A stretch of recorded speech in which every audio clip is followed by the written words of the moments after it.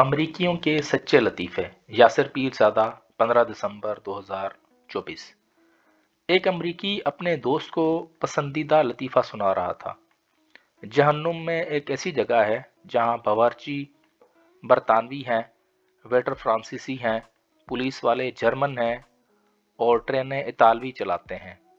Group में मौजूद वाहिद यूरोपी ने एक लम्हा के लिए लतीफ़े पर गौर किया और जवाब दिया, मैं पुलिस और ट्रेनों के बारे में तो कुछ नहीं कह सकता, अलबत्ता बाहर से खाना खाने के बारे में शायद तुम ठीक कह रहे हो, क्योंकि जहन्नुम के रेस्तरां में जहां बावर्ची बरतानवी और वेटर फ्रांसीसी होंगे, वहां गाहक सब के सब अमरीकी ही होंगे। हम चाहे अमरीकियों को पसंद करें या ना करें, एक बात यकीनी है कि वो खासे जॉली किस्म के लोग हैं। लेकिन अमेरिका इस वजह से सुपर पावर नहीं है कि अमरीकी मखौलिये हैं, बल्कि अमेरिका की ताकत का राज उसके निज़ाम की वजह से है, जिसकी बुनियाद उनका आइन है, जिसे वहाँ मुक़द्दस दस्तावीज़ समझा जाता है। लेकिन इसका ये मतलब नहीं कि अमेरिका में डंगर नहीं होते। बेशक अमेरिका भी इस दौलत से मालामाल है, बल्कि सच कहूँ तो जितनी आला नस्ल के डंगर अमेरिका में पाए जाते हैं, शायद दुनिया में कहीं और न मिलें। दिलचस्प बात यह है कि सिर्फ आम अमरीकी ही नहीं, बल्कि अच्छे खासे मशहूर व मारूफ लोग भी हस्बे तौफीक डंगर हैं। यकीनन आप में से कुछ सियाने लोग इस बात का सबूत तलब करेंगे, तो उनके लिए मैं कुछ किस्से पेश करता हूँ। सबसे पहले मशहूर अमरीकी अदाकारा गुलकारा मारिया कैरी की बात करते हैं। किसी इंटरव्यू में एक सवाल का जवाब देते हुए मौसूफा ने कहा, मैं जब भी टीवी पर देखती हूँ रो पड़ती हूँ। दुनिया के भूखे गरीब बच्चों को देखती हूँ तो अपने आंसू नहीं रोक पाती।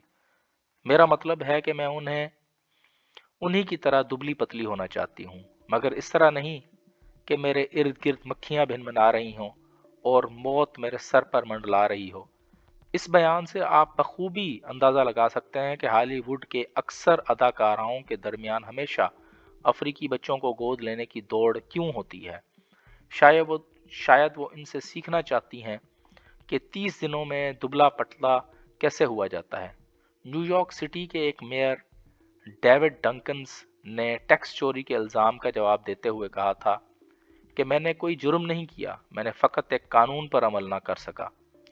यानी आन जनाब का मतलब ये था कि किसी कानून पर अमल ना करना भला जुर्म कैसे हो गया।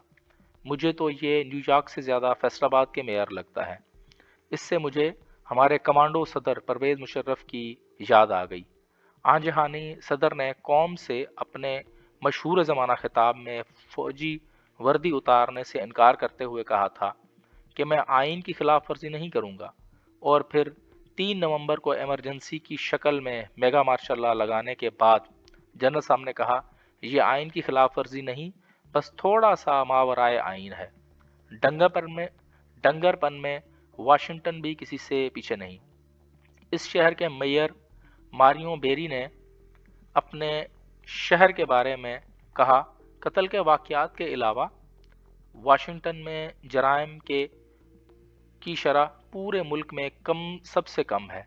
इसे कहते हैं आदाद व शुमार का दुरुस्त इस्तेमाल।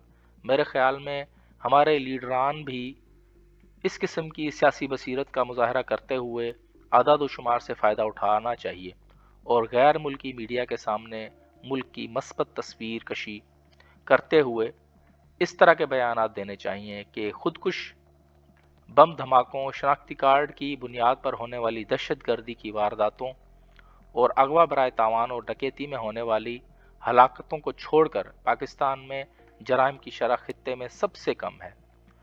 खूबसूरत अमरीकी अदाकारा ब्रूक शेल्डर्स ने वफाकी इंसदादे तंबाकू नोशी मुहिम के तर्जमान बनते हुए एक इंटरव्यू के दौरान कहा, तंबाकू नोशी जानलेवा है। ज़रा सोचिए, अगर आप जान से ही चले गए तो आपने अपनी ज़िंदगी का एक अहम हिस्सा खो दिया।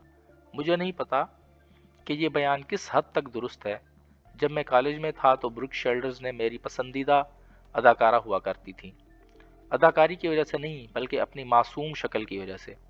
वो इस बयान ने किसी शक व शुबा से बाला तर साबित किया है कि वो अब भी खतरनाक हद तक मासूम है।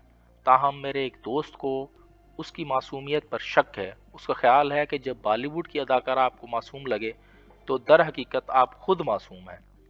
अब एक साबिक अमरीकी नायब सदर डैन कोयल का बयान भी सुन लें, जिन्होंने कहा था कि यह आलूदगी नहीं है जो माहौल को नुकसान पहुंचा रही है, ये हमारी हवा और पानी है में मौजूद निजास्तें हैं जो आलूदगी का सबब बन रही हैं। जाहिर है इस खुद साख्ता बयान से इख्तलाफ नहीं किया जा सकता जो एक ऐसे शख्स की तरफ से आया हो जो अमरीकी नायब सदर के ओहदे पर फायज था। लेकिन मैं इसके लिए नायब सदर को मोरद इल्ज़ाम नहीं ठहराता, क्योंकि अमरीकियों को जॉर्ज बुश की सूरत में इससे भी आला पाए के शख्स को सदर मुंतखब करने का एजाज़ हासिल है, जिसने एक बार कहा था मैं कमांडो हूँ, इसीलिए मुझे किसी चीज़ की वजाहत करने की ज़रूरत नहीं, मुझे ये बताने की ज़रूरत नहीं है कि मैं किस वजह से कोई बात करता हूँ। सदर होने का सबसे बड़ा फ़ायदा है सदर होने का ये सबसे बड़ा फ़ायदा है। ये बात बॉब वुडवर्ड्स ने अपनी किताब बुश एट वार में लिखी है।